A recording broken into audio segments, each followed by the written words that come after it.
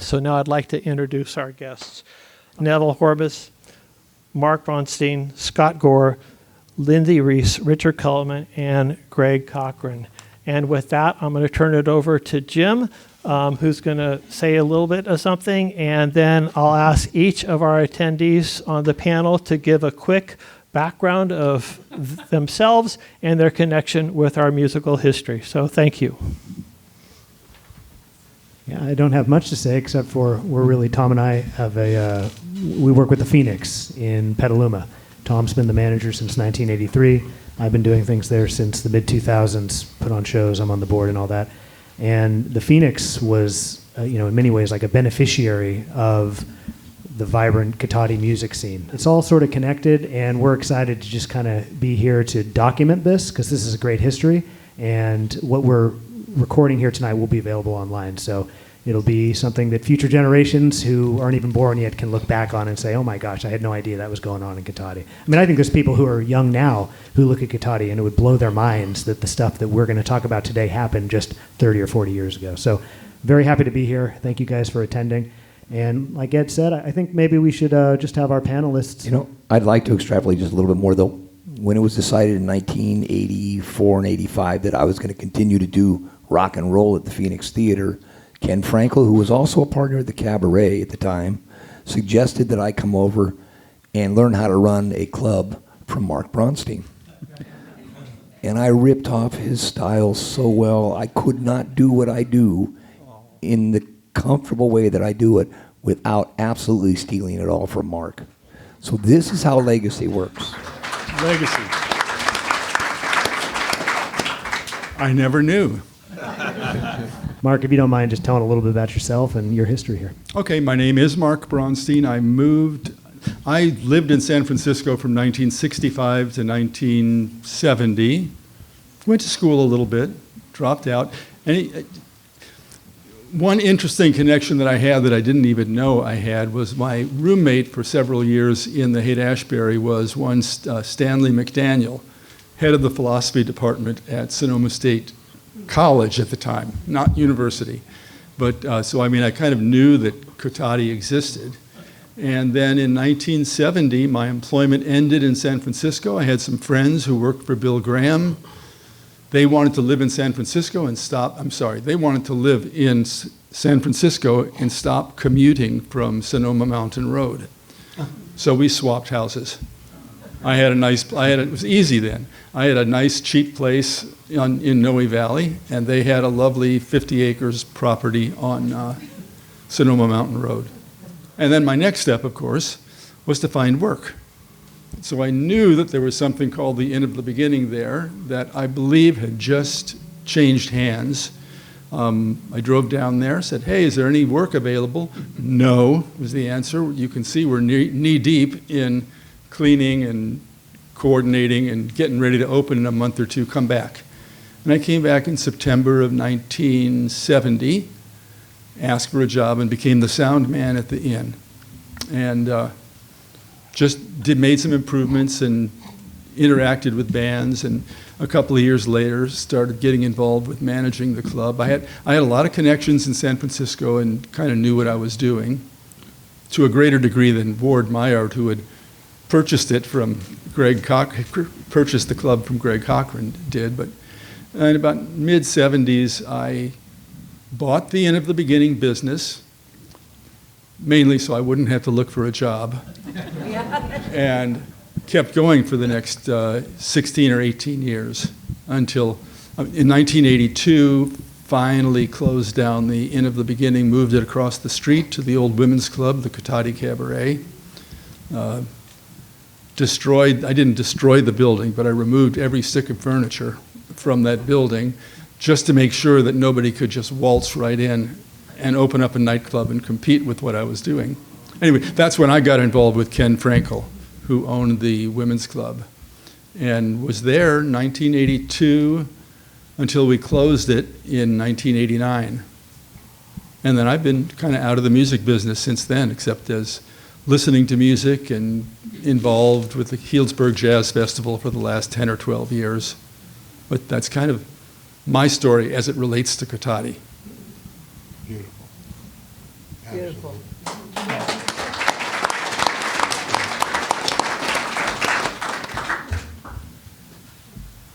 Well, my name is Greg Cochrane, and It's all his fault. yeah, Yeah. I always said that. and I want to thank all of you. Cotati really saved my ass. It did. I got out, came back from Vietnam. You too. No, I didn't go to Vietnam, but I got out of the service. We came back from Vietnam, and a year later, I was pretty spaced out. And went to school, came up to school. Someone said they don't give a shit about Vietnam or nothing at Sonoma State. They just like to have fun. That's the kind of place. So I came up here, and no shit, I mean, it was fun. It was just a ton of fun. You could buy marijuana right there on campus. The first newspaper said how to synthesize and make your own lysergic acid dianode. It's a beautiful newspaper. It's a great school. That was the Clarion? That was a Clarion, yes.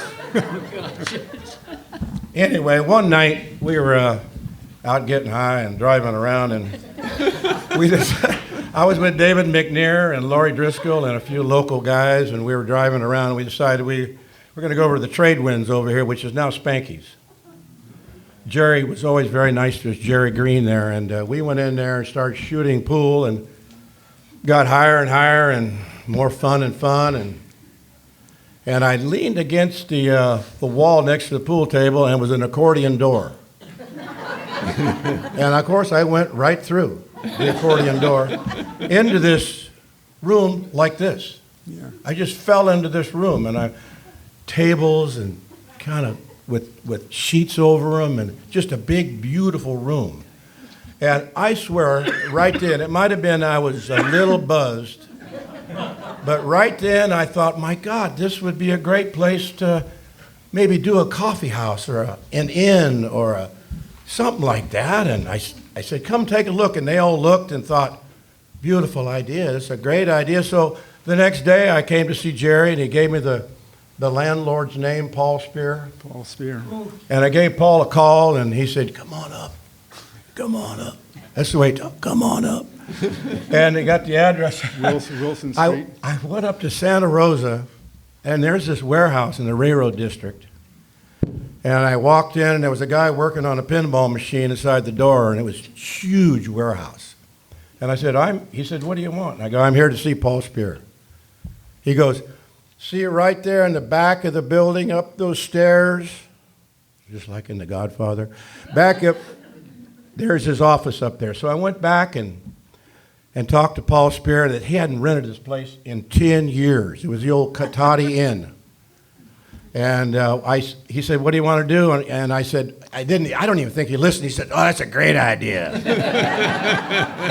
A wonderful idea. He said, you got a business plan, or how much money you got? And I went, I'm working on it. He said, come on back when you got a business plan and, you're some investors. Within 2 weeks, we made a list of 40 people. We got 40 people to invest at least $100. Some invested $5,000. 40 people. And I went back up and I said, I got this much money. This is our business plan. We're going to do kind of an inn-type coffee house. He goes, I love it. He said, how much money do you have there? And I went, well, I got about $20,000. He goes, that's not enough to do what you want to do. And he turns around, opens this big old archaic safe, pulls out a strong box, sets it on the table, and peels off $15,000 in cash. And he said, this will help you get going. I said, well, thank you. And he goes, no, it's not a gift. He said, you're going to pay me back. I said, how do you want me? He said, don't worry, I know where you are. So I went back and, got the liquor license and the business license and the whole thing going. And there was 25 people working on this place. It was just like Alice's Restaurant. I don't know if you ever saw that movie, but it was the entire community sort of came together. Someone would stick their head in the door and go, what are you doing in there? We're building like a coffee house. Can I help? Shit, yes. And so we had virtually 30, 40 people working on this place, and by the winter of just after the summer of love, we had this place opened. And it was truly amazing. It started off, we did a lot of food. I was the first one that sang there and really put everybody sound asleep. And I realized right then that wasn't my forte. And we had some theater, some improv people. It wasn't really until the Bronze Hog, you know the Bronze Hog, right? Until the Bronze Hog played there, we pretty much were sold out the rest of the time. And, really the rest is kind of history. Yeah, it is. Just kept It really is. I mean, it just took off like a wildfire. and then kept rolling. Just kept rolling because of all of you supporting it, the people here who helped. It was truly amazing. And one last quick story. The name, The End of the Beginning. Well, we were right in the middle of remodeling, and we were out at my little house on Sprower Road. We called it the Sprower Hour. And we were hiring a kite. And I went outside to take a break because I was so high. And it just came to me. The end of the beginning. And I came in and I said, hey guys, what do you think? The end of the beginning. And they all went, oh, fuck it. Perfect. We can stop thinking now. They were high too. I mean, I didn't know. But it really was. It was in our beginning. And it was a group of people who we needed something to do. Because we were doing nothing. So that's what we did. And here's the rest of the story right here. Thank you. Great story.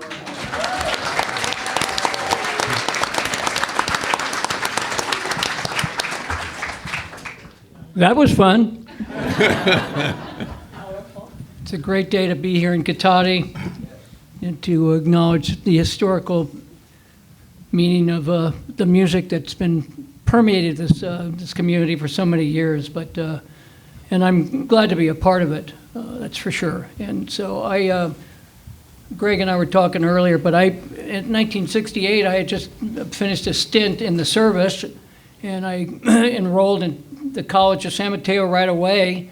And, within no time, I ran for office at the student council, and I ran for an office controller of student activities. And before I knew it, I had a budget to work with, and I was booking Fritz. I started with booking Fritz, which was Stevie Nicks and Lindsey Buckingham, for a noontime show, but for free, of course.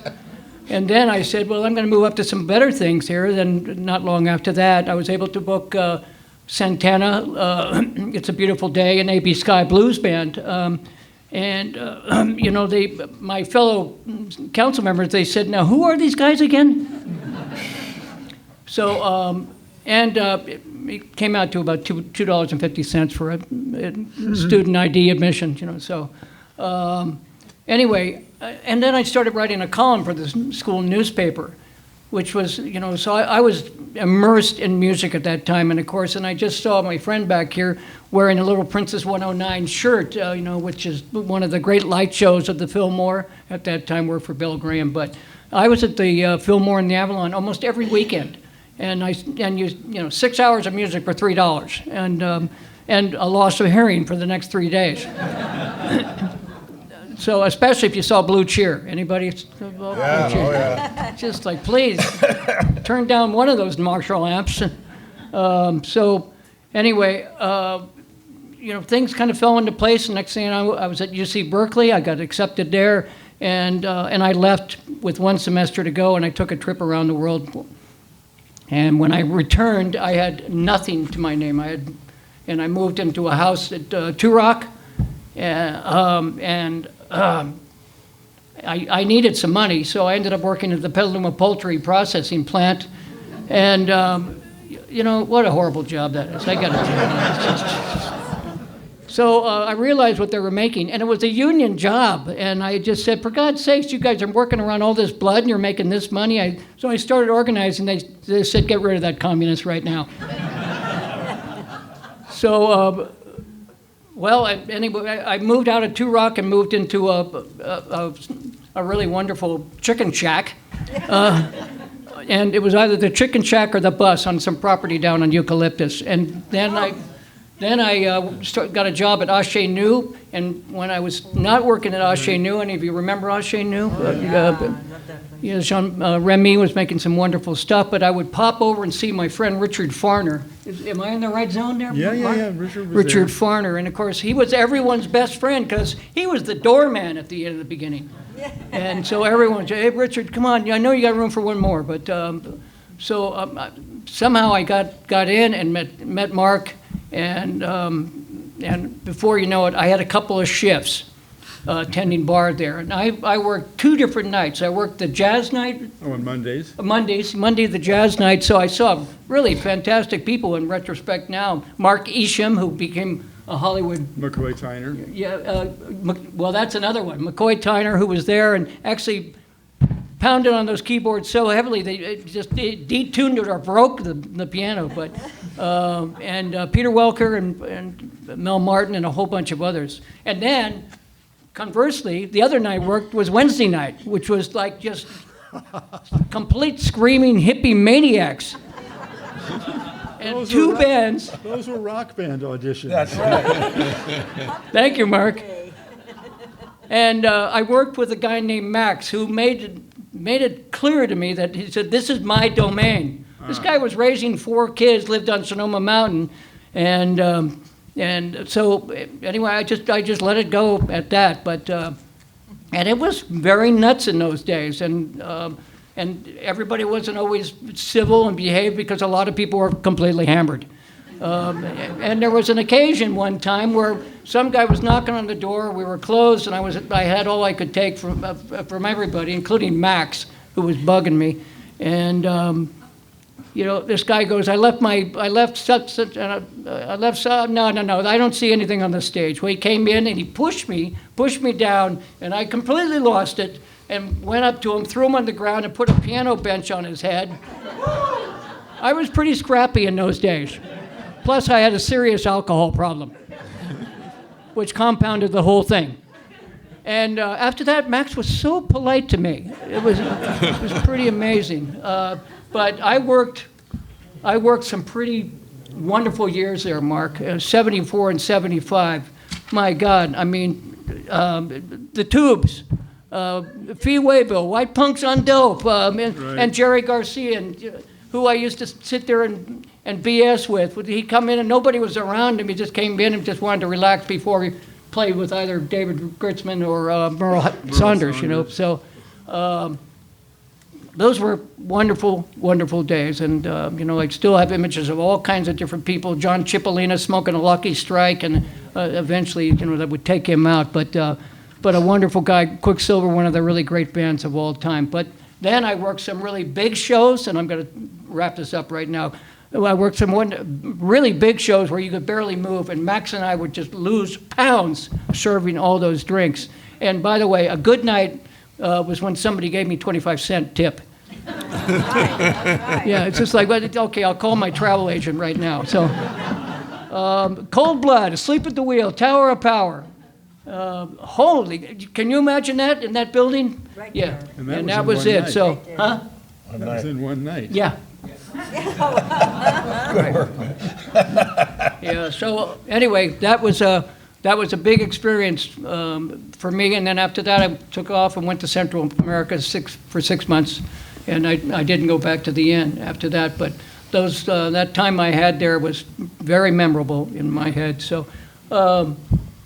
I'll move on, but and I just want to say that that didn't stop my fascination and my connection to music, because then I moved on to the Jazz Festival for 10 years, working with Judd Snyder, and also went on the original board with the Cotati Accordion Festival back in 1991. So that's it for me. Thank you.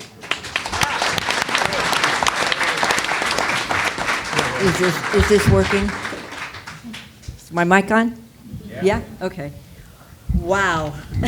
This is bringing back some memories. Yes. I moved up here from Southern California, where I was raised, via Berkeley for a couple of crazy years in the late 60s. Got to Cotati in about, 1968. And, walking into the funky little town of Cotati was like stepping through a portal to a parallel universe. Even then. It really was. So I was downtown one day. There was a laundromat over where the Tradewinds is now, or one of those places. And I just turned 21, and I was doing my laundry, and I thought, hey, I'm 21. I can go across to the Winds and have a beer.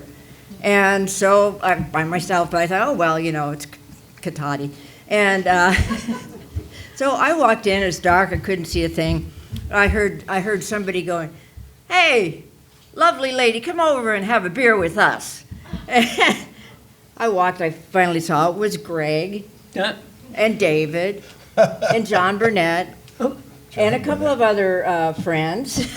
And they said, oh, we can't let such a lovely lady drink by herself. So I sat down and I said, yeah, what are you doing? And they said, well, we are in the middle of trying to get that place next door, and we're going to start a nightclub or a coffee house or something. I don't know what it's going to be, but it's going to be the center of the Aquarian age. That sounds right. Which it still is. And so anyway, I got a call from David a few days later, and they said, we got it. We got the building. We're going to do it. And we all want you to work for us, okay? And I said, sure. I was at Sonoma State. My grant was running out. And I said, well, so how much will I get paid? I have to think about that. And David said, nothing. but Greg is renting a great big house, and we're all going to live there for free, and you're going to get all the rice and vegetables you can eat and all the beer you can drink at the end. And I said, I'm in. Yeah. So we did. We moved up. Greg got this That's beautiful, too. Quonset hut on Olivet Road in the middle of a Christmas tree farm. And it was a beautiful place. And I think Lori lived there, Lori Driscoll, and a lot of people came and went. I'm not sure who really lived there. I think I did. But anyway, I went off after a little while. I was a beer wench. I was on the first staff, very first staff at the end of the beginning. And I wandered away, ended up in Colorado. And I don't know if there's any women's music aficionados here, but I met a woman named Chris Williamson. Yep. And and I brought her back with me. I said, you got to come back to Sonoma County. You won't believe it. It's just an amazing place. And I took her to the inn one night, and I had to talk Greg into letting her sing. He said, oh, geez, another girl with a guitar. I said, Greg, she's good. She's really, really good. And he said, okay, but 15 minutes, you better not clear the house, because I have another rock band coming on. I think it was New Riders of the Purple Sage that night or something. Jerry Garcia, And so he was gracious enough to let her sing. That she met her manager and her first record producer there that night.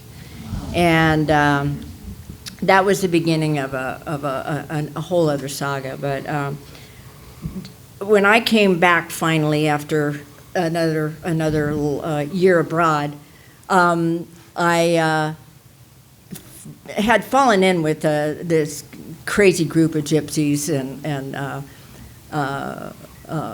Barbara Bowl, Barbara Penny, Beanie and Lulu, Lenny Dorgan, Edna Escamilla, David McNair, and we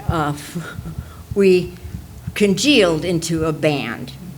And we called it the Gang Band because Lulu is from Chicago. She had a thing for gangs.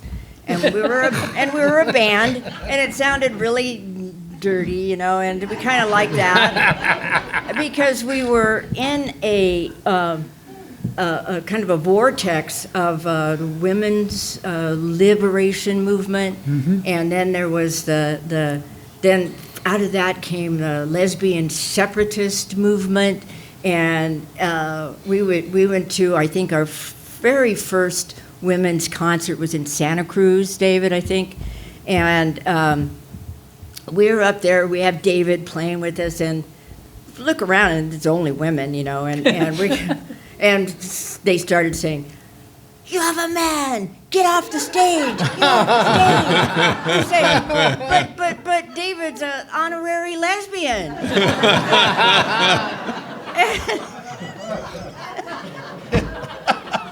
But you know, we had to leave. We left because we didn't want to be part of that scene. You know, we were really we just wanted to have fun, and we did. And so also, Greg somehow let us get on the stage there, and we played for a good little audience. In fact, I think we filled the room. Yeah. And so we were invited back several times, and so you know, I had a couple of, at least two different relationships with the beginning, and you know, it's so part of my story of redemption and growing up and music and spirituality and love of this place that I've called home for many, many years, and the creativity here is, I call it the path of the dragon, because it's like a vortex. You know, the creativity here is something very, very, very special, and I'm so grateful to be here. And thanks. Right on, Lindee. Way to go, Lindee.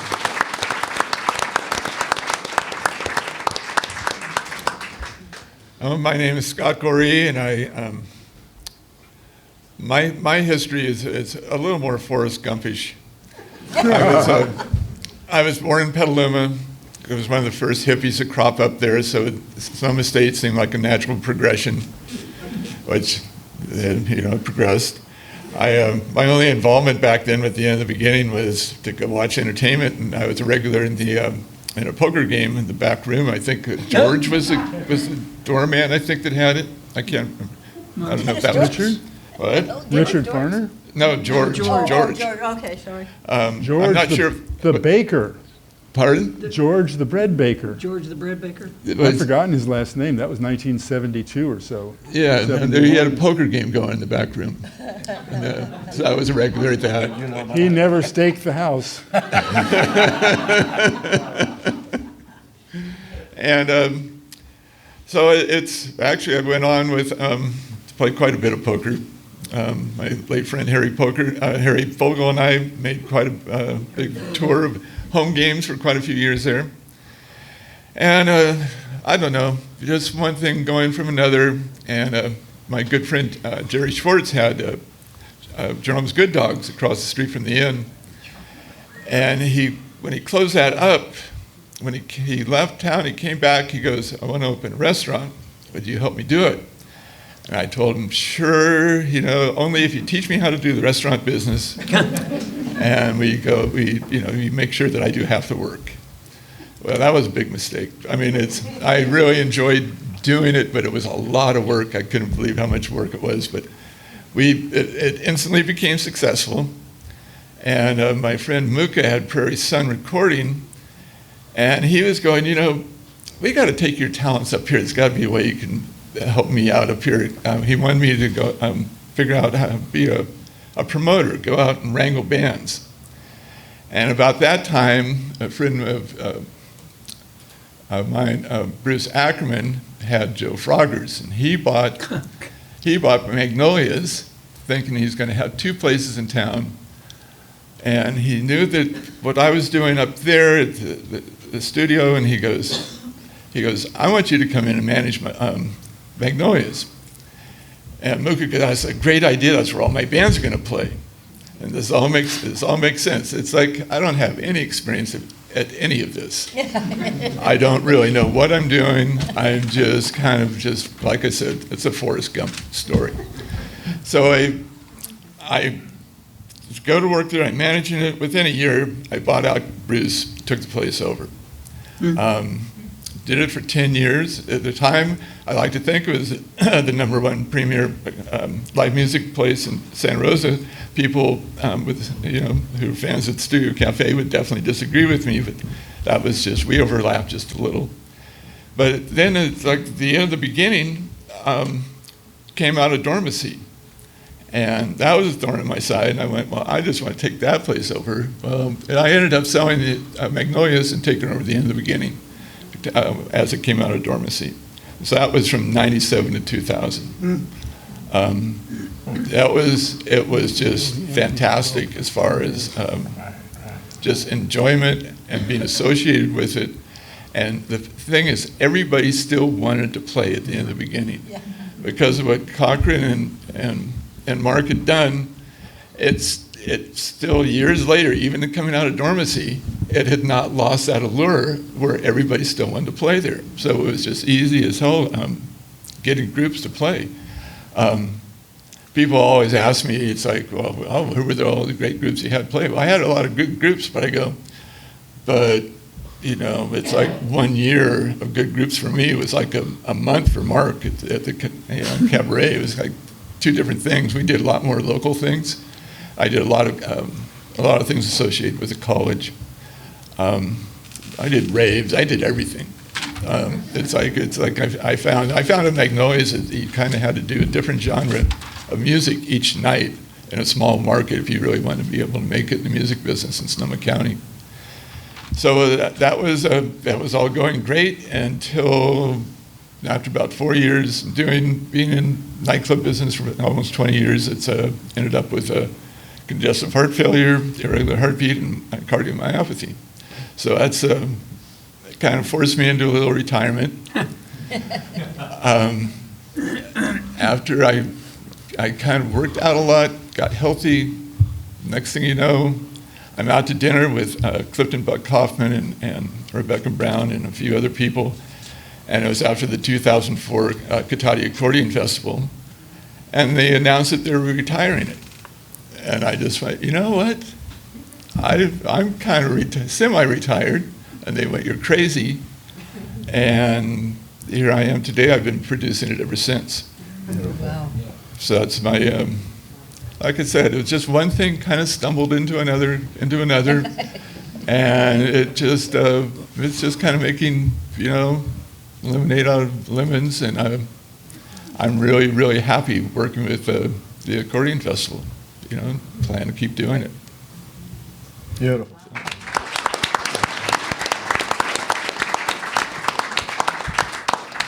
Hey everybody, I'm Neville. I own Loud and Clear Music out here on Redwood Highway. And thank you all for coming out. And I've got to say I'm honored to be on this panel with such people with so much history here. It's amazing. I come a little later to the game. I grew up in Petaluma, where I got in a band in high school, and Tom Gaffey actually gave us our first break, like lots of bands in this area, to play at the Phoenix Theater. So that it's an honor to be here with you, Tom. And so so I've played in a lot of bands. I've played at Magnolias. I've played at the end of the beginning. I was lucky enough to hit that in the 90s before it closed. And I've played at the Cotati Cabaret, and I've seen lots of bands. In the mid 90s, I started working at Zone Music, which was like Loud and Clear. It was a hub for musicians in this county, and it was run by Frank Hayhurst, who's a hero to me. I learned a lot from Frank Hayhurst, and Blair Hardman, who's right there. I've learned a lot from Blair as well from Zone Recording. So what I learned from Frank, because he was more than just a business owner, he was a real part of this community. And he taught me that, anybody could buy anything anywhere. Especially now with the internet, but to create community and be a part of the community is really important. And he was wonderful at doing that. So with with him, I learned about, he used to have a group called Musicians Helping Musicians, and we would have these concerts where it would be the Trade Winds and the End of the Beginning and Spanky's and Redwood Cafe, and we'd have bands in all the different locations on a day, and every 15 minutes we'd switch bands, and it was a crazy day to work, but we would raise money between that and silent auction for musicians that were ill and didn't have health insurance. And so that was a beautiful thing. And I'd always wanted to, like all of you, like we all want to give to nonprofits that we believe in, but most of us don't have the money to create or to give money, enough significant money to a nonprofit. So with Loud and Clear, I tried to create a place that could be used as a vehicle to raise money for causes that I believe in. So we started 13 years ago, and we've been doing these Restring Your Thing fundraisers where on a certain day we pick a nonprofit, usually an animal nonprofit or a school nonprofit, and we do $10 restrings. And so $10 includes the strings and the restringing service, and all the money goes to the nonprofit. And over the 13 years, we've raised $120,000, $10 at a time. And that's really a tribute to us using this as a vehicle to do something good, but also this community, this musical community supports this. And they bring in their guitars and we restring them every month. And it's an honor to be a part of this musical community. And I'm excited to learn more about the history from all you folks. And I appreciate being here. So we're in for a good show, you guys. Yeah.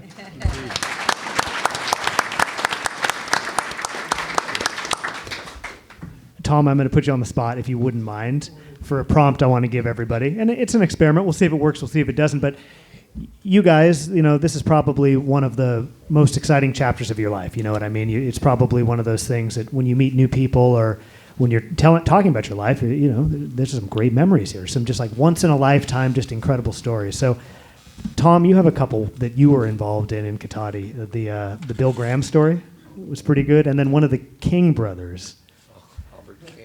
And so, while he's talking, just think about some of your, if you have any, some of your like greatest hits, wildest stories, just things that happened in that chapter that just you're like, man, what a crazy thing life is, Because I mean, as I sit up here listening to you guys, I just think how magical it is to just go through life and get to have experiences like this, just because of where you were born and the time that you were born. You guys all got to have these wonderful, wonderful experiences. So I love the little story. So Tom, if you don't mind, because these two you were telling me this week, and I thought they were a lot of fun. So first, though, how many in this room have actually experienced the End of the Beginning during its heyday? So when Lindee was saying, thank you, that this area was one of those parts of the age of Aquarius.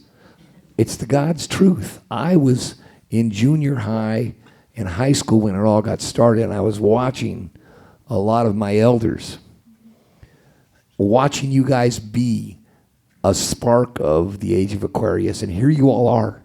Honest to God, you guys are it. It was real. It was the age of Aquarius, and you guys are here to tell about it and remember it and spread that stuff.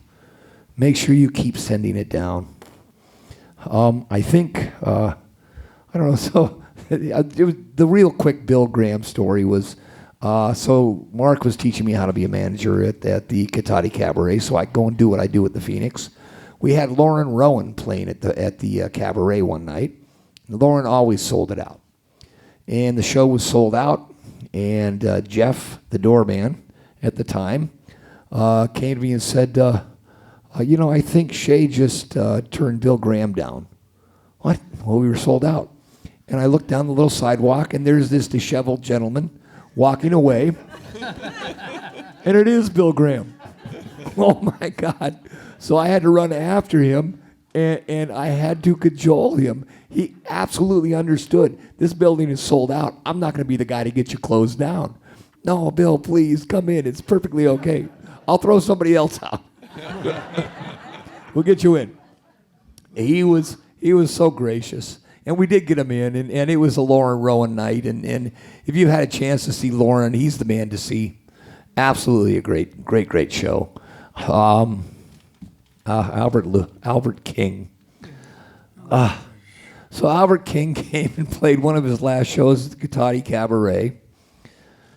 By the end of the night, his bass player would not. They all showed up. The whole band showed up in Albert's Cadillac, and they pull up. We get a sound check out of him. And by the time the show goes on, Albert is so blitzed. He'd been sitting at the bar, and he was so drunk. His bass player made me give him a ride to Petaluma to catch a bus out of the Greyhound. He wouldn't ride home with Albert. And at the same time, at the end of the night, this is where I learned the cash business. You take the door, you put the money together, and you pay whoever it is out of the door at the end of the night. And you try and finagle as much as you can out of it. And I've got this big fist of 1s and 5s and 20s and 10s and God. And I finally get it all counted, and I've got it all pointed in the same direction. Everything's looking good. And I hand Albert the money in the little contract. Here's your money. And he looked at it and goes, and he throws it all on the floor. And there I am on my hands and knees picking up money for Albert King and handing it to him and say, thank you, Albert. It's been an honor. He was. I'd seen him before in San Francisco, and he was wonderful. That night was towards the end of his career, and his band really carried him well. They were phenomenal, and Albert did know when to step back and let his band take the heat. It was a wonderful night. And Mark, by the way, was not in the building. I knew nothing about this. One more thing. You handled it great. Thank you. Well, so Mark taught me a couple things. So I'd look at these contracts, and I'd be trying to put everything together for the writer. It's the writer. 2 pages of food and things the band's got to have. And I'm like, Mark, look what happens. Oh, here, do it like this. He pulled out the red pen and just started, cross this out. So to get it down to about maybe 10 items. Wow, thank God. It finally backfired on John Mayall, because the first thing you scratch is ginger ale. Nobody drinks ginger ale except John Mayall, who will not play without it. And in Cotati on a Wednesday night, it was damn near impossible to find. Lombardi's didn't have any. No, nobody was selling, but Mayall's got to have it. So there you are. John Hyatt at the bar of the Cotati Cabaret before the show. We're looking back at the inside of where the music all happened. And John says to me, you know what I like about this building so much? Gee, I really don't, Mr. Hyatt. And he goes, it's built like the inside of a mandolin. And it was. If you look at that building, I think it was the best sounding building that this county ever had. It was great. Wasn't it? Great acoustics. It was such a loss to lose it as a music house. If anybody can ever get it back, you got to get it. It was white. They painted it white the last time I was there. You got to get that paint off there. They painted the wood white? I think they painted it white. Better than the Green Music Center. Well, better than the Green. Yeah, but it used to be such a beautiful wooden room. And that's the room to somehow, someday preserve, I think. The Cotati Cabaret. Woof. Somebody asked, is that the old woman's club? Yes. Yeah. Yes. So, panel, if you have anything, greatest hits of stories of your life in Cotati music history. I don't remember. Oh, well, of course. Why don't we turn the cameras off, shut the doors, get the cell phones. That would be my line. I'm first in line. I had so many experiences that were positive, uplifting, and communicative. Part of the attitude that was, I think, started by Greg and that continued throughout the Inn and the Cabaret's tenure was let musical artists speak. I didn't always like who I had hired. I didn't understand the music.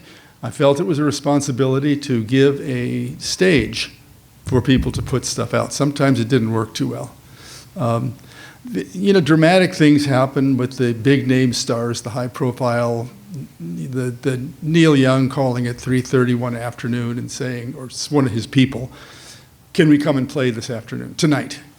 Or Van Morrison doing the same thing. That was more of a testament, though, I felt, how curious and accepting and accommodating the audience was in Cotati towards the shows that were being performed there. And I think that got recognized by the professional community, by the musical community, is we are comfortable, we can do what we want, and it'll be accepted. And I honestly, too many experiences to remember, oh gosh. No, if you can't say something nice, don't say Just one anything wild. at all. Can we have one? Just one wild one. I feel like you just had one that crossed your head, maybe. Just a wild. No, I mean, after all I've seen, nothing is wild to me. And that is also what Mark taught me, was if you can't say something nice about somebody, you really don't. And he really was that way. I will say, in fact, I wanted to ask you, Richard, you had Fritz perform? You said that you had Fritz perform at College of San Mateo. Yes. Remember? Yeah. Did you send the two people, what the hell are their names? Did you send them up to me?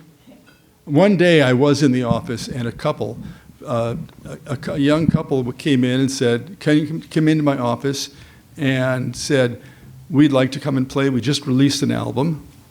We would like to come in and play and audition for you and start working. We're from Palo Alto.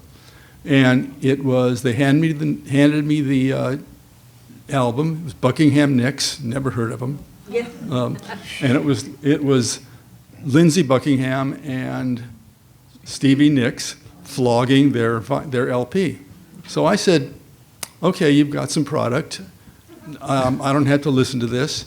I've got an open date. Come and play on this Wednesday. It's $10 and a pitcher of beer, and you play one set. I'll put you in the middle instead of the first. Great, thank you.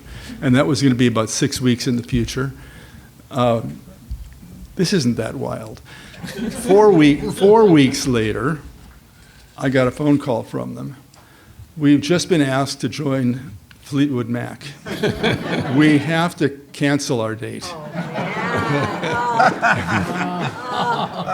So I had a hole, and that was fine, but it was like, it pissed me off a little bit, but I realized that it's one of those things that the end of the beginning is known for. You sort of see some publicity of history and they say, oh, and Lindsey Buckingham and Stevie Nicks played there. Well, almost. Oh gosh, I'm going to share this with you. Steve Jones. Steve reminded me of this. It's a website called Chicken on a Unicycle. And it is a history, chickenonunicycle.com. It is a history and narrative of almost every nightclub in the Bay Area. And these are sheets of every performance that took place at the Inn, beginning with the 28th of September, 1968, and ending in February of 1976.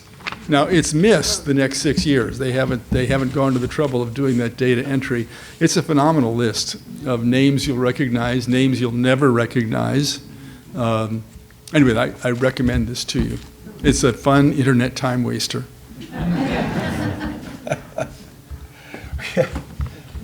Beautiful, absolutely. One of our local heroes here was Dan Hicks. He grew up in Santa Rosa, and Dan Hicks used to love to come down on audition night because he got tired of playing the big shows. That was a fun night when he came down to audition, and half the time he'd stay at my house on Railroad Avenue because he'd had a few too many drinks. Also on audition one night, there was a guy from Southern California that came and said, hey, I'd like to play a few songs, and I'm just starting out. And he got up and did a few songs, folk songs. They were okay. And afterwards I said, well, let me get your name and information. And Jackson Brown. Yeah. Where do you live? And he goes, down in Orange County. You know where that is? I went, yeah. He said, what do you think of me getting a gig here? And I went, that's awful far. And I don't really think so. To be honest, I don't want you to waste your time. So that was a fun story. Yeah. And then this, in the beginning, took off like wildfire after Ralph Gleason, who was the entertainment editor of the San Francisco Chronicle, grabbed a buddy of his and said, there's this place up in some town called Cotati that everybody's telling me about. Jerry Garcia and Jack Elliot and you name it. I mean, they're, Sonny Terry and Brown and McGee. What? They said the place is something special. So he grabs, Ralph Gleason grabs, who'd he grab? John Wasserman. Yeah, he did. He came up here and sat at the bar. I didn't even know they were here. Mm-hmm. And the next week, his next article came out and it said, the title was An Incubator of New Talent. And someone called and said, you got to read this. And he wrote on there, he said, I have never in my life, and the guy, his whole profession was listening to music and writing about shows. And he said, I have never, ever been in a place where everyone in the audience was reaching some kind of Greek catharsis at the same time. My God, they were all, and I gotta tell a story. yeah, and after that, I'll tell you, it just took off like wildfire. And that's the one good story. And last story was Jack Elliot came. He played a lot of the time because he lived up here on the coast over here, and a good friend too. And he said, I got a friend of mine. I would sing a couple songs after I'm finished, if that's okay with you. And I said, that's fine. He's sitting up at the bar, big old hairy hair thing and like that. And he came up and he said, yeah, my name's Zeke Krasinski, and I'm going to do a couple songs for you. He said, I just wrote this song, Flying into L.A. He said, it's called Bringing a Kilo into L.A. I'll be goddamn if it wasn't, you know who. Arlo. Yeah, it was. So, Arlo Guthrie. Arlo Guthrie. And my girlfriend at the time was bartending, and she wouldn't serve him a drink because he wasn't 21. So, good. Anyway, that's a couple of good I stories. never stopped me. You want to go? Oh, well, I just wanted to say that the end of the beginning, the timing was just absolutely perfect, because if you look back, I am writing a memoir, and it has a lot to do with all of this. In 1967 was Monterey Pop Festival, and it was mind-blowing. I happened to be there. I don't remember the circumstances about how I got there or got home, but I was there. And I mean, there was Janice and Beach Boys and Jefferson Airplane and Laura Nero and Otis Redding. Oh, it was just The best. an awesome show. And a lot of people who were there with the headliners were so good and so new, different kind of rock and roll that they kind of became stars overnight. There was a ton of advertising about the pop festival, about Monterey. They filmed it, so there was a documentary. It was, just blasted out over the world. And so all these people were just like major world-class stars overnight, a lot of them. But at the same time, the hippie thing was happening, and Summer of Love was happening in San Francisco. I call that chapter Peace, Love, and STDs. because we all know what happened, It started out really great, and then it just, but at the same time, Rolling Stone magazine with Ralph Gleason and Jan Wenner just started. And so there was a lot of advertising, talking about politics and rock and roll. So everything and everybody was getting a lot of press. So the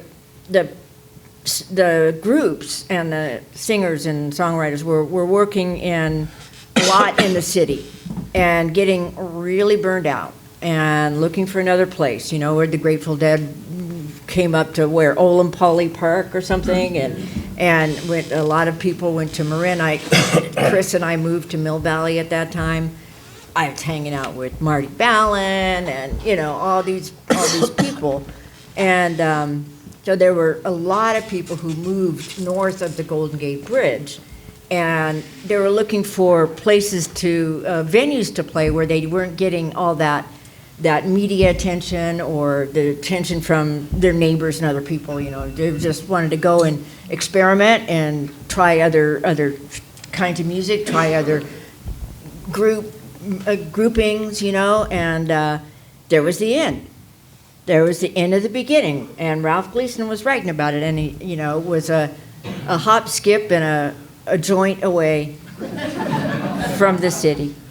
And so the timing was just unbelievable, and yeah, that's all I can remember. Anyway, yeah. Go right. I was going to say one thing.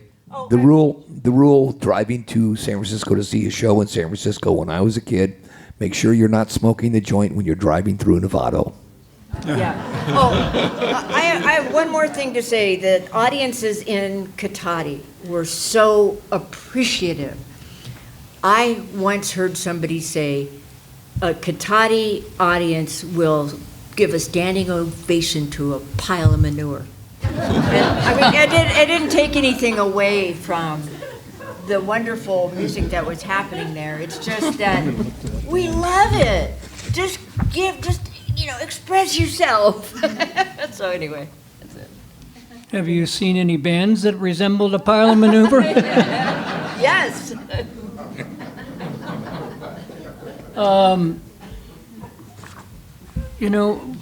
We lived in exceptional times, and this could be like an AARP meeting right here in this building.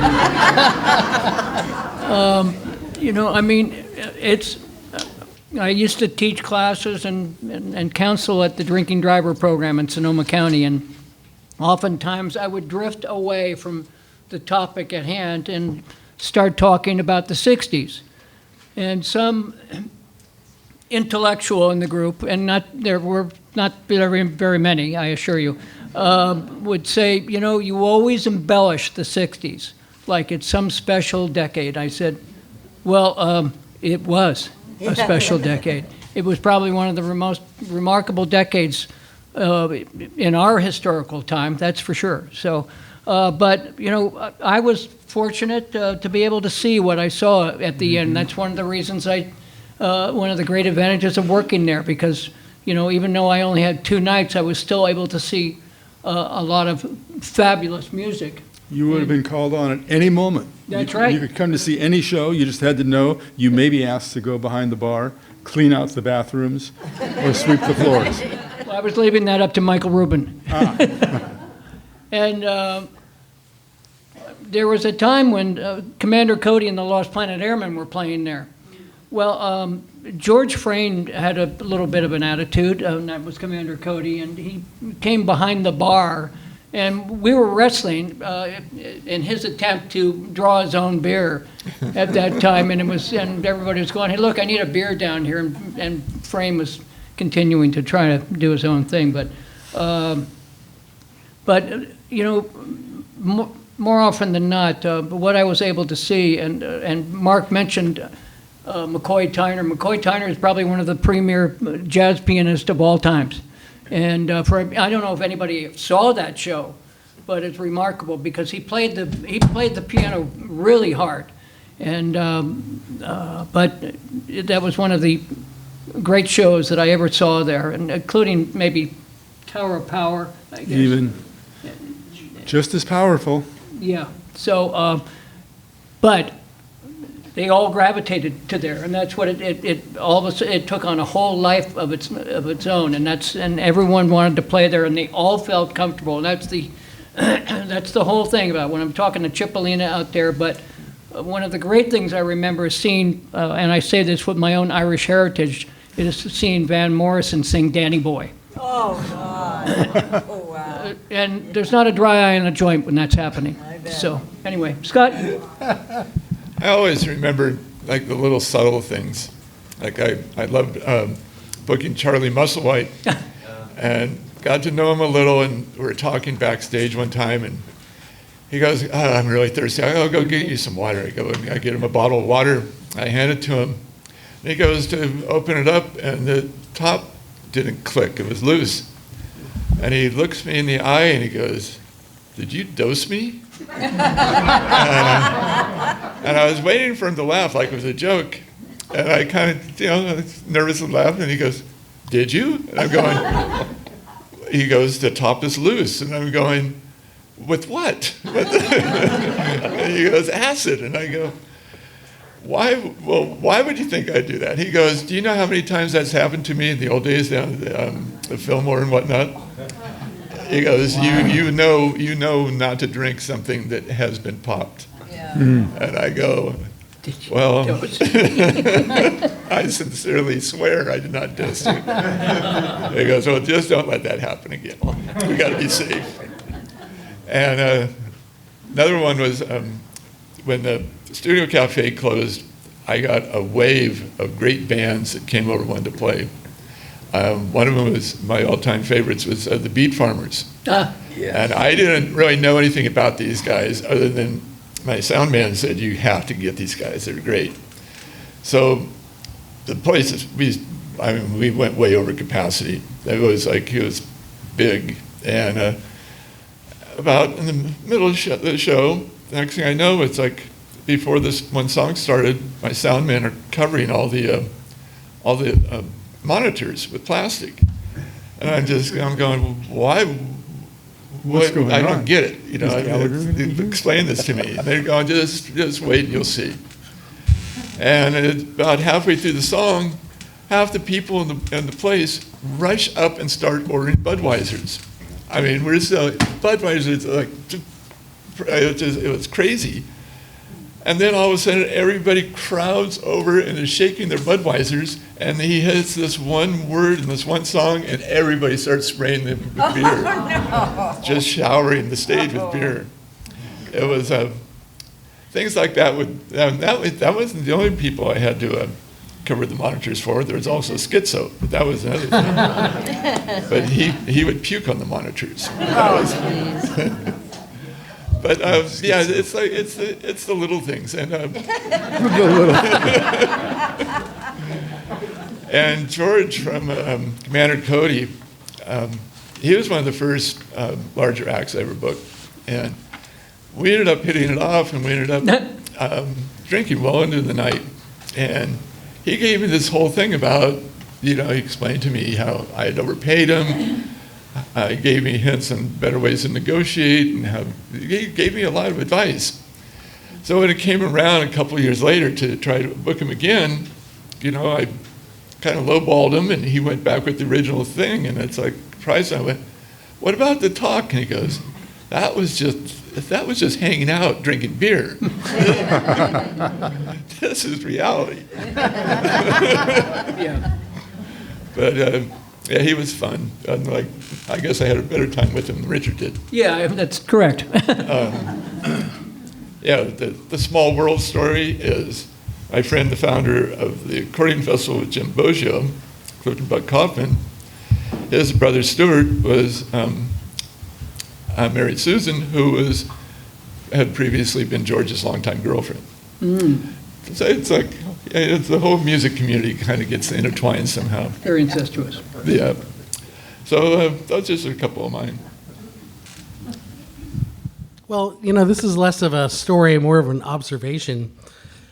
It was wonderful. The end of the beginning, I was lucky to play there. There was a magic to it. The Cotati Cabaret was the same way. There's the scene here in Cotati now is a little different. It's a little more cover band oriented, and I'm not saying that in a negative way. I'm in a cover band and it's fun, but there's so many great original artists still being cultivated here in Cotati, and it's great that there's still some venues like the Phoenix Theater and I think some accordion folk probably are some young people still, and the Aaron Armstrong here works hard on the Cotati Music Festival. And so it's great that there's still outlets here in Cotati that allow original music to still be played, and we can support that. We're sitting here, we're celebrating this time, and it's like a lot of fun to hear about it. It seems unbelievable. But I feel like when it was happening, maybe not everybody in Cotati was all in on it. Was there pushback from the cultural changes? I'll tell you this right now. We opened up, the city of Cotati was known as a drag strip. There was a seed farm over here in a place that was real low. I didn't even call it Roanert Park. Just Fred Roanert. Just Roanert. And we opened up, and I went down to City Hall, and they said, "What are you going to do?" I said, "Oh, coffee house." And they went, "Oh, that sounds like fun." And we opened this place up, and we were running for 4 months when the Hogs started playing, and we started going crazy. And the place would have people around the corner waiting to get in. Monday morning, I got a subpoena or a paper served on me by the city of Cotati. We are pulling your use permit. Oh. What? Yeah, you didn't tell us you were gonna go crazy like this. You didn't say you'd be successful. No. So, a couple weeks go by. My family, I grew up with a state senator, John Dunlap in Napa. He was a very powerful attorney. And I called my dad. I said, "What the hell?" He said, "Don't worry, I'll get John on it." Well, the city attorney in Cotati, I hope you're not here right now. There's a city attorney in Cotati. It wasn't exactly, from the senator's office. So in the Chronicle, before we had our big hearing at the city council meeting, the headlines in the Chronicle was, "Cotati's Last Stand." A group of, wild and crazy hippies are taking over the town, a once quiet little farming community north of Petaluma, in the Chicken Belt, close to a real mellow little college. And we went in there, and the city really thought they had our ass until John Dunlap stood up and just read them the riot act and quoted all this stuff and lawyer lingo. And they backed down within about 3 days and said, "Well, could you hold it down a little bit?" So, yeah, there was some old-timers and I can understand it, too. It was wild. I mean, this street out here, Redwood Highway, at 10 o'clock any night of the week was dead. Yeah. Now at 3 in the morning, it was full of just stoned out, higher than a kite hippies. And I understand why this quiet little town was pissed off. But anyway, that's just a story. I read something. There's a story over in the museum about the town kind of having this debate about, wanting to close you down. Yep. And then, but there were people in town who were really supportive. Very much too, so. And said, "Oh, Greg's a good businessman. Let him try. Let him do what he needs to do and do what he wants to do. And kids just want to have fun. They need to have a place to have fun." And somebody said, "Well, I live in town and it's all too noisy." And he goes, "Well, then you shouldn't live in town." And, he said stuff like that. And anyway. It was, that was a close call. I think there was a period when when Mark was at the cabaret, the city of Cotati realized, there's money to be made from this. Yeah. Mark brought reggae into Cotati, and and it was a great time. He had one of my favorite bands, Strictly Roots, playing at the cabaret one night, and apparently they were getting stoned in the dressing room. So the police came in, trooped them all down to the police station, wrote them all $50 tickets, and then sent them back to play. I wasn't there then either. Mark wasn't. And what we noticed after that, every time there was a reggae show, they'd be out in front writing tickets and making $50 a pop. But not once did they try and shut the shows down. Well, we had a friend who grew up in Petaluma, and he was young during those days, and he would drive through with his aunt, and she'd roll the windows up downtown and say, "Don't look at nobody. Keep going." I mean, if there's anybody that grew up in Cotati that's older than me, I'm sorry. It did change from a quiet, beautiful, little sleepy town. It was no longer sleepy. Woke it up. Well, we also took over the city council. Yeah? Oh, yeah. So that's all some of the problems. Well, what about that in the Lombardis? Yeah? And wasn't there a little caper going on at Lombardi's? It was marijuana Annette, pinching. and Yeah, little yeah. marijuana. You're thinking of Annette. City You council? think Annette Lombardi was a council person, and she and others conspired. I hate to use such a strong term. Yeah, well, To release some contraband, a live marijuana plant, and plant it in the city hall, planting stuff, and then went home. As a former mayor, I may get involved in this discussion, but Well, was that true or not? that was evidence in the Yes. fact that I can throw a rock to where that evidence place is right now, and not in this back one back here. It was a prank. And that was by the way, the youngest city council in America. That's right. right. And they may have made Scott and I talked about this the other night. I believe they made the cover of Rolling Stone Well, magazine. there's They a did. long article about Cotati. So anyway, was passed out in the back of their station wagon with her arms wrapped around the marijuana plant. Vicky was? yeah, that's one way to put your community on the map. However, if you look at the Press Democrat today, they had a picture of about 100,000 marijuana plants hanging down. So it appears as though times has changed a little bit. Well, we've always been trendsetters here. Yes. I remember with Or in that Lombardi. Quicksilver playing out of Sonoma State. It was like a concert they were putting behind the Commons back by the lake. And what's the name of it? He was, the front man was, it was Valenti was late. And you're waiting. Finally, there's a motorcycle you hear coming. And he takes the motorcycle, and the whole crowd has it part ways, and he rides the motorcycle right up to the front, gets on the stage, gets the saddlebag up there, and handfuls of marijuana joints starts throwing up. And it's just you just imagine that happening at a college now. It'd be out of the question, obviously. Does anybody have any questions that they would like to propose to our panelists There's a here? hand back there. Hand back there. Very good. Thank you. Anybody's got any specific memories of Boggio? I mean, Boggio was a controversial guy. He was loved. He was hated. He was all that stuff, and a bag of chips. So, any memories that anybody wants to share about Boggio? Grab Blair for that. Did you ask about Bo Diddley?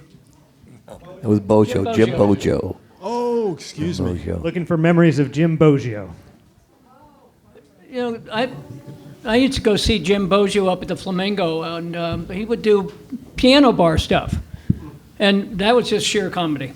In addition to his wonderful theatrics on the keyboards and his abilities on the keyboards as well, but he was just and what he did with Blair on that one album, which one is that, Blair? According to the Blues. According to the Blues, there's the, and then there's at the end there's a laugh session, and that's enough to raise your day. If you're in the deepest, darkest depression, you just listen to that, and you're up and sailing. Let me just say too. Can we say who Jim Boggio was for people who don't know? So him? Blair, would you like to step up? Blair was a great friend of Jim's. Blair He helped Hartman. with the statue and all that. How many folks remember Jim, knew him personally? How many loved him more than most everybody in the world? Jim made everybody laugh. Wherever he went, he was the happy guy outside. and a marvelous musician. He played accordion, trumpet, and so forth. And you're talking about him playing piano bar up at the Flamingo. Well, it's true. He'd play by himself, beautiful songs. He'd sing, and occasionally he'd fall asleep while he was playing. And the owner would come over, Jimmy! And he'd wake up, and he sounded as good asleep as he did when he was awake. I was in his band, the Swamp Dogs. I played bass. We were the first band at the Accordion Festival. Jim was the co-founder of the Cotati Accordion Festival. And he passed away in 1996. And I remember Sarah Baker called me and said, Jimmy's dead. And it took me about 3 seconds before I knew what she was talking about. And so we had some benefits. We had a wake at the Tradewinds that I remember, and that was a very high night and full of love and sadness. And the next day, people started saying, Blair, great idea. I said, what? A statue in the park. That's a great idea. You should do that. I said, I don't know what you're talking about. Well, you were on a bar stool last night saying you were going to put a statue in the park. Oh, okay. So I started looking, how do you do that? So you have to hire an artist and a foundry. So I put a notice out that we were taking ideas for a statue in the park, and people would submit little clay marquettes, they're called. And one guy came up to me with a pencil drawing of Jim's face, and it was just Jim. I said, do you know how to make a statue, a bronze statue? He said, yeah, I can do that. I said, okay. And then in Sebastopol, we had the Bronze Plus foundry, which is now in the Barlow. And it was a really great foundry. So I put them together, and they worked out a plan, and this was about 6 months before the Accordion Festival was coming up again. So the sculptor got to work, and he had it all set up, and people would drop in as he was working on it and say, yeah, that's looking more like him, more like him. I went over one day and I said, stop. That's him. And so he got the parts to the foundry, and they said, we'll have it done by Friday at 5, the day before the festival. I said, okay. Well, there's a lot that can go wrong. And we had to raise a lot of money. We raised $8,000 to pay the sculptor and $8,000 to pay the foundry, all done with benefits and sales of CDs and tapes and so forth. So we go over at 5 minutes to 5, the day before the festival, and they're just polishing his nose. He's ready. He's done. So then they put him in a pickup truck and brought him to the park and got a skip loader or something, a tractor, and lifted him up and built a little platform, lowered him down, covered him with a tarp. And then the festival started the next day, and it was announced we were going to unveil him at 2 o'clock in the afternoon or something. And so I went over there, and everybody gathered around, and we unveiled him, and everybody cheered, and his mom was there in a wheelchair, and she looked up and said, that's my boy. I love it.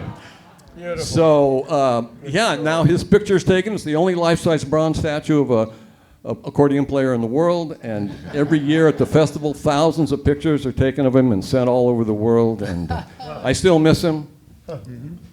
Wonderful guy. Beautiful story, boy. Thanks, man. I'd like to add something to that. As the producer of the festival, and what I've learned over the years, but what I knew about at the time, that the reason the festival has gone on for 30 years, even though Jim died in 1996, was the power of his personality. The fact that he played so many different genres, the fact that so many people respected him in the accordion world from coast to coast, is the reason that the Accordion Festival is still here and what it is today. It's he didn't just have a big personality, but he had a personality that people were drawn to and wanted to come and do this experiment that he threw out there. He just told everybody, you won't regret it, I'm me, and all these accordion players. And most of them at that time, they all came. I've seen the records. Most of them just came for $100 each. It was like, that doesn't fly anymore. But back then, it was just on the power of him bringing it all together. So. I'd like to add that the first 3 years of the Accordion Festival were free. And, we got into some complications with that simply because we had to pay the musicians. And it was disrespectful for people not to be willing to do that. And they were livid. The individual fans were livid. A lot of you remember that in those days, 1990, 91, 92, 93. But 93, we actually printed out some commemorative buttons and said, oh, yeah, if we actually sell these buttons, we'll be able to take care of everything. Well, no one bought any buttons, and that was the end of it. And so then we started, but again, to Jim's credit, he brought in all-star accordion players from all over the place because he commanded such great respect amongst all these individuals, and and then it kind of grew, and we were seeing really strong Zydeco and Cajun musicians coming in, Queen Ida, Clifton Chenier, and a whole bunch of other people. And then not only that, a lot of other really important people in the accordion world. And Jim was always, was the star through each and every one of those. And I too, along with Blair, was extremely sad when this happened. But he taught me a lot about being able to be comfortable behind the microphone as well. So I picked that up right after he passed, and I try to mix humor as often as possible in those moments when something needs to be injected. So anyway, yeah. We have another question right here. Back to the inn. Is this mic working? Yes. Yes. Back to the inn. Would you guys explain and tell us about Ward Maillard and what he's up to today and his significant role at the inn? Very significant, yeah. Okay, you correct me now. In 1970? Yeah. Sorry to interrupt. Who is this individual that he's asking about? Ward Maillard was a man who enabled Greg's escape from Cotati. Ward. And the inn. He purchased the Inn of the Beginning from Greg in mid-1970, probably June or July of 1970. I wasn't here. And operated it in a very idealistic way, had an Aquarian way, had an idea that there would be a group of people who would operate by consensus. I don't think that worked very well, but he had a vision. He operated the Inn of the Beginning for actually 4 years is all it was. Continued, I think, did a little bit of remodeling. I never saw the inn before I got there in fall of 1970. Greg was long gone by then, and Ward was there, and he just operated, I think, pretty much the same. Would you think looking? It stayed the same. Pretty much the same format, and again, I was the sound man. I moved into management, and in 1974, he was also following an Eastern religious Indian guru tract and was very involved in that particular spiritual path. Was going to Santa Cruz probably 2 or 3 times a month to be with Babaji and start a new life for himself. In 1974, as I said before, as I introduced myself, I agreed to buy the inn instead of looking for a job, because he wanted to sell the inn, and I knew that anybody who was going to buy that business was going to want to do what I was doing, not be a janitor, and for sure not buy the inn because it was such a money maker, and just saying, okay, great, here's a great business, I'll just invest this and sit down and let the staff run it. At any rate, I enabled Ward to escape Cotati, moved to Santa Cruz, where he and a group of people purchased, I think, almost 300 acres of land on the side near the top of Mount Madonna in Watsonville, started a school of religious sciences and religious sessions, started yoga classes and talks by Babaji, and has developed it into something that is just incredible to me. I mean, just Have you been there? Yes. Oh, I'd love to see that. You can go there too. I mean, it is open to the public. He's like the head. He's been the head and the president of the board of board of directors. He's developed. He teaches history. He teaches in the high school world. It's a private school that people bring their kids to.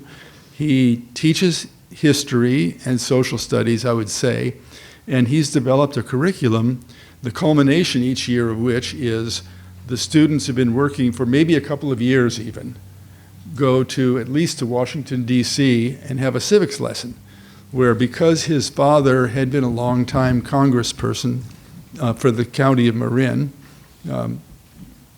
Yeah. I forget his name. Well, Maillard. Maillard. Yeah, Maillard. Bill, maybe. I don't remember Dad's name. Bill, thank Bill you. Maillard. Because Bill Maillard had been a congressman for so long, there were an awful lot of contacts, and the Maillard name opens many, many doors. So these kids go in there, and they will have a meeting of, let's say, 25 teenagers chatting with the Secretary of State of that particular administration. And then other meetings too with local senators and other people who are just, what's it all about?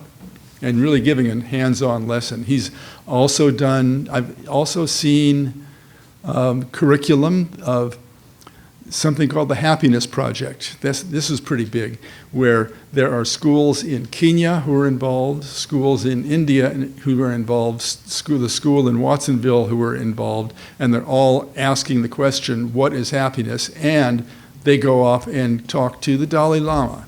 They talk to politicians. They talk to leaders in various countries, really incredible. and then report back as a community.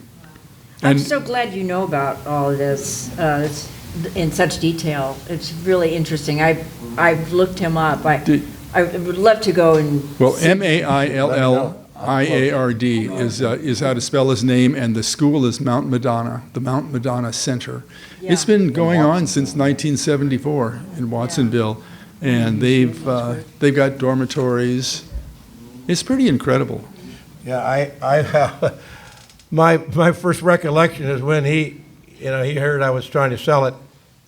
He had been there with some friends and thought of it as an Alice's Restaurant. Yeah. And he came up, he called me and said, I'm coming up from, my dad's coming up from San Francisco, and we want to look at the books. And I had, I didn't just have a set of books. I had a couple sets of books. One for the IRS, potential buyer, and a real set, But anyway,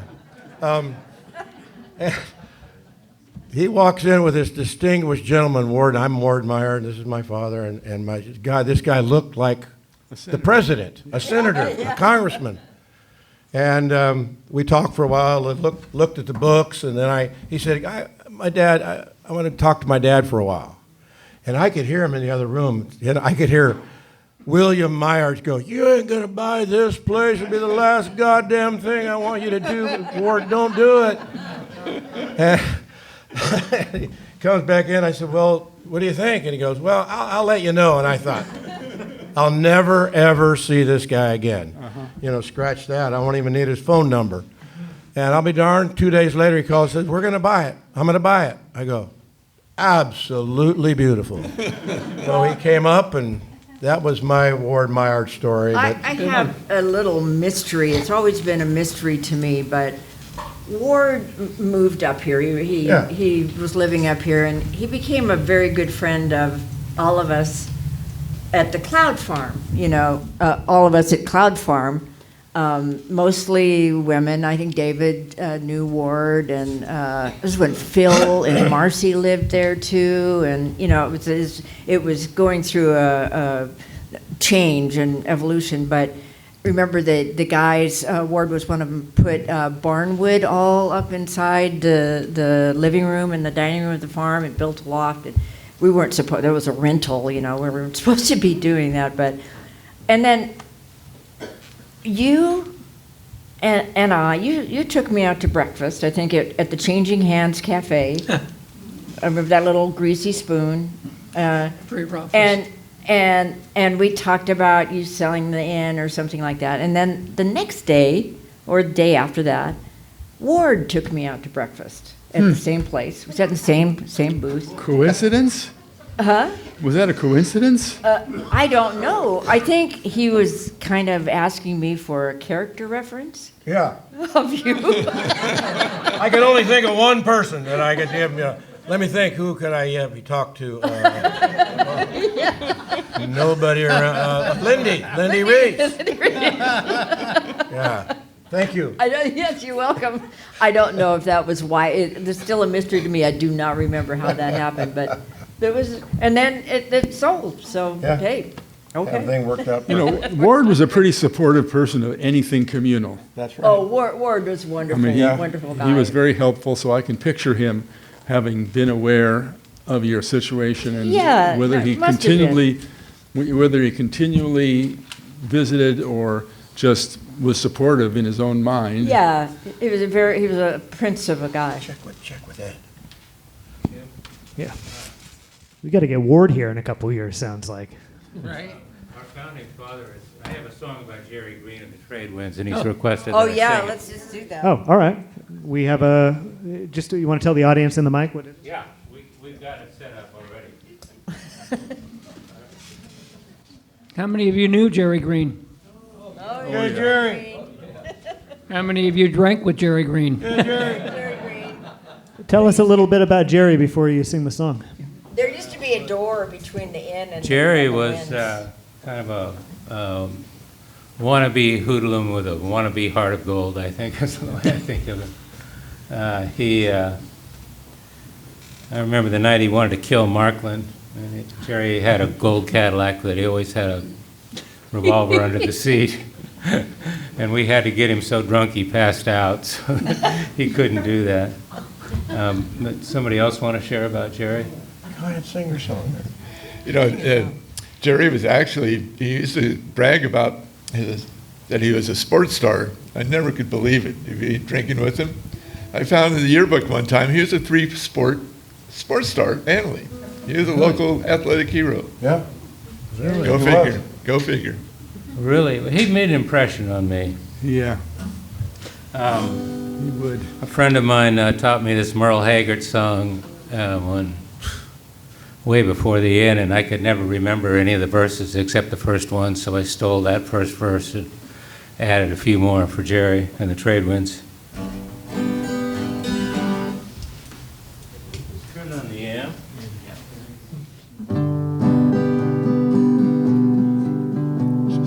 Pool cues, bar stools, and a 5-foot TV screen. My new home has a flashing neon sign. You can drive by and see me anytime you want to. I'm always at the wind's till closing time. Who's up next? Put $1 in the jukebox. Can I bum one of your cigarettes? Give me the dice I lost. Well, just put it on my tab. I'm always at the wind's till closing time. Get off 101, turn by the Foster Freeze. Cruise in behind the bank, the parking's always free. Slip in the side door, go up to the bar, and tell 'em what you want. And John, Joe, and Jay will take care of you till closing time. Here she comes, she's moving in for the hustle. She grabs your eyes, she stands there, she just stares. But wait a minute, baby, hold on. I think you and me been through this before, 'cause you're always at the wind's till closing time. Jerry Green went to heaven. St. Peter said to him, Sheriff man, you're just in time. The second race is about to begin. And we got you a gold Cadillac with a pistol on the floor. everything's slick, and you'll be back counting the drawer at closing time. The ghost of Jerry Green counts the drawer at closing time. That's in Cotati, California, planet Earth, USA. Beautiful, David.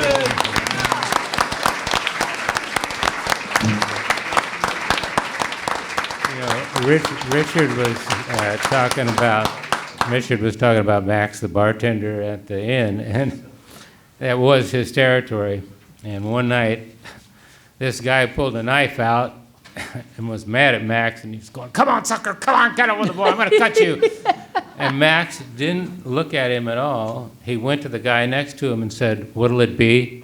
And the guy goes, "A draft?"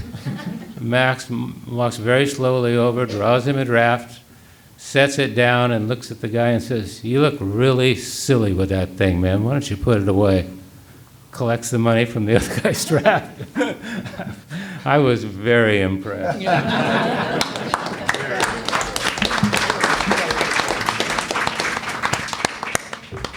Any other questions from the audience? Here we go. In addition to all the great live music that we've got going on in Cotati, do you have any suggestions or wisdom to share about how to keep our musical heritage alive in the future and how to bring more live music to Cotati?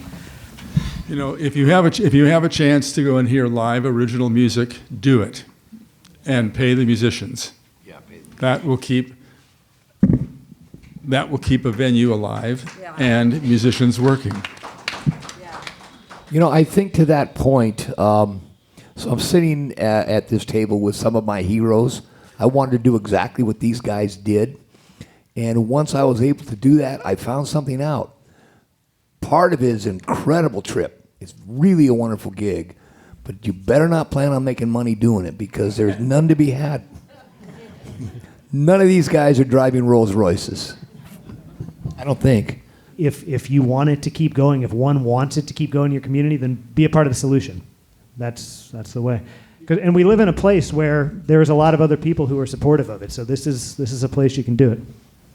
Well, my name's John. I'm with the Historical Society, and the past of this has been an amazing trip for all of us. And I'm happy to say that in the present moment, we have something akin to that that's like, not the nursery of it, but a small incarnation of it.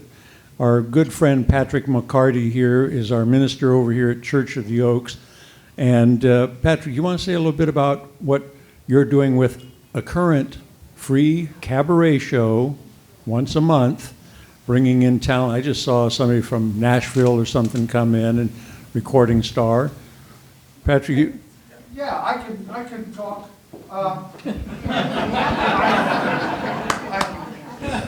Thank you very much. Music is part of my life. I started playing in my grandpa's band in 1956.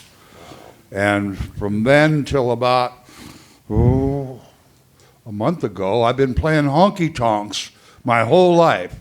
But the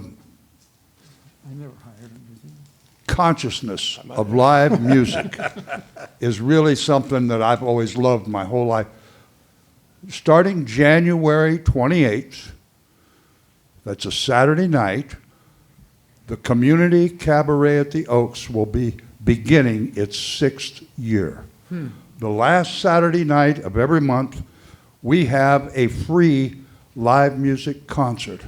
Wow. And it's designed to bring your family. We've had kids with balloons and light sticks making happy noise. We set big long tables and everybody brings, I don't know, hummus casserole, whatever people want to eat. But we have local bands. This fellow right here, Rick with the Bluebirds, he's going to be there the last Saturday night in February. He's one of our big draws. So just come and all these people planted seeds and they're still growing and we're still planting seeds about music in Cotati. Yeah, what time on that? 5 to 7. 5 to 7. See you there, everybody. Now, do you have a question? All right. You know what? She had a question. You already asked one, right? Yeah. Sorry about that. Hi, as a native Point Raisin, we have our own folk tales of the diaspora musicians that were escaping the hate when things got too crazy. So this just brings back a lot of stories. But I moved to Sonoma County to be a student beginning '68 until '74. Still live here in Cotati. So my question is, did you have any Beatles sightings or encounters or Stones or any of the really big name bands at that time that came through town? Because we have rumors of Paul coming through Inverness and other stories like that. We could make one up. Do hallucinations count? I'll tell you, it amazing how many of the big stars, not the giant stars that we saw, but just about every band and the biggest San Francisco rock and roll musician, they love to play music. My God, they played with so many different bands. They would show up with this band or that band and play pedal steel, or it was amazing that people that you would see right here in Cotati or somewhere here in Sonoma County, just mind blowing, because it really was a center of great people who enjoyed music. So no famous. Well, there were a few. Mark brought in John Entwistle from the Who. Yeah. Played the bass. He had his own band. I just don't remember. That was after I was gone, but also Jack Bruce played at the Cabaret too. And I think Huey Lewis was in the beginning cabaret player, right? Yeah. But that's not a Paul McCartney or a Billy Joel Jack Bruce? or a Madonna or What? Bruce Springsteen or. Geez, you're He might be kidding. a John Bruce Entwistle. Well, Jerry Garcia many times, right? How many times did Jerry Garcia come through? I don't know, six or eight times in various configurations between Old and In the Way, and for his bluegrass world, New Riders of the Purple Sage, with his countryish world, and his Merle Saunders and Van Morrison is not. that too, and Lightning Hopkins. Yeah. He's no Paul McCartney. Janis Joplin coming through, that was a big deal. I don't know when that was. I think Paul McCartney ripped off Lightning Hopkins. Did. Right. Janice never played. Janice never. That's interesting because there's a lot of information online about how she did, so that's very good. I'm glad you say that. The person that worked for Greg, who worked for Ward, and worked for Mark. Janice never played. Interesting. Her mother played after she left the band, but not Janice. The She didn't story jam with is, though, here's the story. All you needed to do was say that she played here, and most of the people were so stoned, they really don't remember. Oh, yeah, yeah, she was at the end of the beginning. It was just a rumor. I don't know who started it. I turned down the Doobie Brothers. Oh, no. I was tending bar and this guy called and said, we just had a hit record and we're going on a tour and we want to play for 5 nights at your club to get ready for the tour. And I said, well, what's your band? He said, the Doobie Brothers. I said, I'd never heard of you, man. And he got really uptight. I got all the live music I needed right in Cotati. I didn't need to pay any attention to anybody else. I want to say something, too. I worked with children, and there's a hero in this room, Tom Gaffney, who I used to take my daughter to the Phoenix. She wanted to go. And all of these kids in Cotati and Petaluma that had nowhere to go to the Phoenix Theater with their skateboards. They were accepted for who they were. He had music for them, and he kept it going by the skin of his teeth. I have no idea how the county let him stay open with that place. The men's room there needed probably about It's world famous. $100,000 worth of work. I don't know how he did it, but he did it, and he deserves to be honored now. Everybody, yay, Tom! Yay, Tom! Thank you. Yeah, but Bravo, brother! Yes. No. Yes. Yes. Thank you. I will say this about that. Our men's room, for what it is, has been featured yearly in some magazine in Norway. Because there's a photographer out of San Francisco that comes in every year to do their spring fashion spread for Eurotrash fashion. So it's really, I wouldn't change a thing up there. You know, I wouldn't use it, but I wouldn't change a thing. All right, so any more questions? Okay, we're getting close. We're getting close. Well, mine is more of an appreciation for you. I was raised here in Cotati. My parents moved into Cotati in 1960 and bought one of the two grocery stores. It wasn't Lombardi's, it was Cotati Plaza Market in the plaza. Sure. And so the college came in, so it might be your fault that my father did decide to leave the store in the 1968. He sold it to the partner, got kind of crazy down there, right? And I have a story, you know, these are shared memories that are just fabulous. I am a docent at the museum, and I give the walking tour. Oh, and yeah. when we get to the end of the beginning, I've got to tell you, you know, it's the favorite story. So you've burst a few bubbles, but we like to tell some myths too, right? Janis Joplin and all of that. But since you have a list. And I have a story for each one of you. So Mark, I have many siblings, and one of my sisters gave me a call one night, and I think it was like early 80s, and got arrested in front of the cabaret, and I had to go bail her out of jail. And then who was another one? So I love this gentleman, Cochrane. Greg. Yeah. So it was 1960. I was a teenager working at my parents' grocery store. And well, they would come over. The students would come over from the inn, and my father said, "You have to card them, you know." And I'm like, "I'm not going to card that cute, you know, guy from the college." Never did. So. And then this gentleman walked in today, and I recognized him because when we do the walking tours, you're just so fabulous. You invite us in to come into your store and share the story about that old building. It's a beautiful old building. If you haven't come by, you should check it out. It was built in 1917. Used to be an Oddfellows Hall, and we did our best with the money we had to recreate what it was like originally. So there's a beautiful ceiling in there. It's a great spot. So I welcome you to come take a look. Yeah, it's fabulous. Thank you very much. You're always very inviting. And you had come into the museum the other day when I was working, and came in with all the artwork from the accordion festival. So thank you. And you owned the cabaret or the inn? The inn for 97 through 2000. Okay. The late Carnation. Thank you. Thank you all. Thank you. Great stories. Really, really appreciate it. And I'll be telling your stories as I do the tours. Excellent. And I'll get more history, and I'd like to talk to you all afterwards too, so I can share your great true stories. I think where Zone was when the inn was just beginning was the Wigwam Cafe. Oh, Yeah. It was the Wigwam. That is correct. Hi, my name's Erin.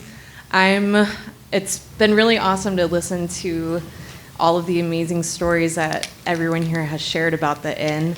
My partner and I live on Sonoma Mountain, and we're not as, we haven't lived here as long as a lot of the people that have been sharing stories. But we have been inside of the inn recently, and, as it's been for rent for a while, and I'm just curious to know what you guys think about, the next stewards of whoever will be in that space, and what your hopes and dreams are for the next younger generation that might be taking it over.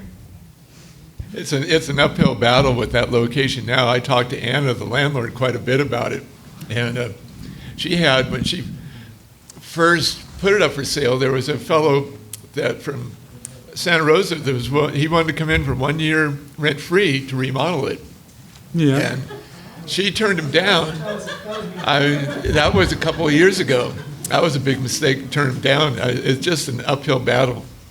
But to another note, as far as stewards, when I ran the inn in the 90s, old timers would come in and they'd go, only if these kids didn't know what a rich history this place had and everything we experienced. I go, you have to understand, they're experiencing their thing now, and they're going to look back at this as their rich history.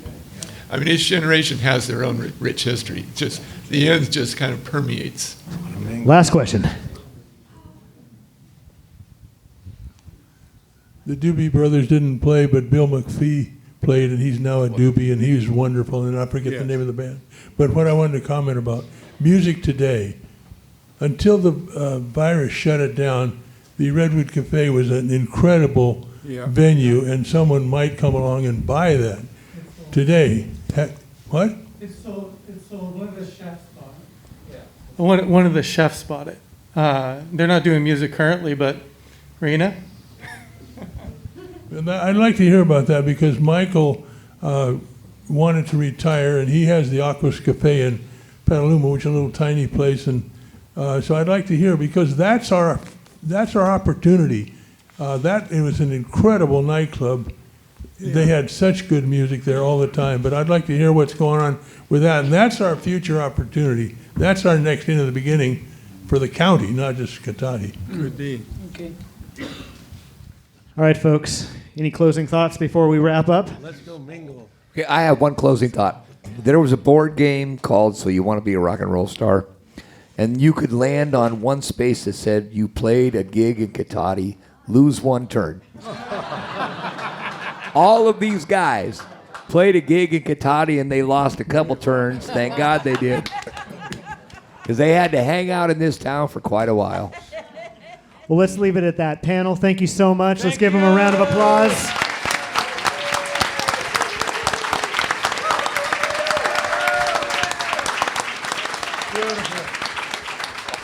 And thank you all for attending.